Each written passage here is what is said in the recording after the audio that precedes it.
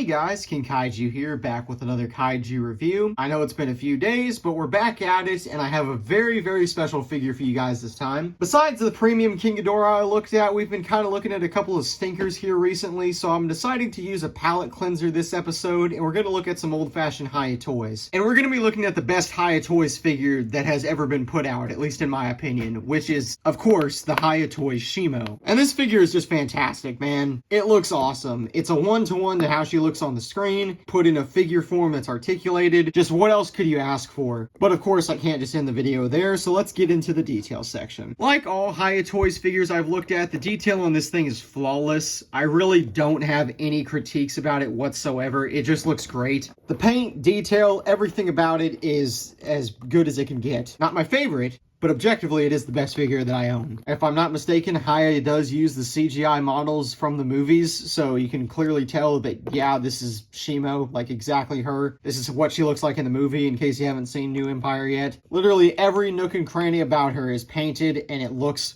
fantastic. Even the inside of her mouth is painted wonderfully. But I can't just glaze the detail, I also have to glaze the articulation too. Her head can look both directions pretty well, and it can look, not too much up, but it can look a good bit down. Of course, the legs can move, the front legs anyways. They're all on ball joints for the most part, so you can get her to rotate pretty much everywhere that you see a seam. Even her fingers are articulated, which is crazy to me, because I don't think that's been on any other Kaiju figure before. You can have her flashing her nails and whatever you'd like to do, but only on the front hands, not the back feet for whatever reason. Of course, you can get her to arch her back, or you can make it crunch like this. And in fact, a nice detail is that it has two little nooks in here to where you can fit the spines right back in place. The back legs have the same amount of articulation as I said, but the toes are excluded this time. And of course, the tail can also rotate like this. It has like 7 or 8 points here. Very smooth. Borderline SH Monster Arts quality without that price. Oh yeah, and like I showed off, the mouth can articulate as well as the tongue. I'm not going to count up how many points that is, but for Hiya toys specifically, I think that this is actually above what they usually give. And moving her this way, we're going to do some sizing now. I do not have any of the other New Empire figures from Hiya toys besides that Energized Godzilla, and I'm not pulling him out. So instead, we're going to go for some Playmates figures, and I think they actually scale pretty good. Of course, to start off, we have the Real Feel Evolved Godzilla, and he looks pretty good next to Shimo. While he is a tad bit taller and also not standing.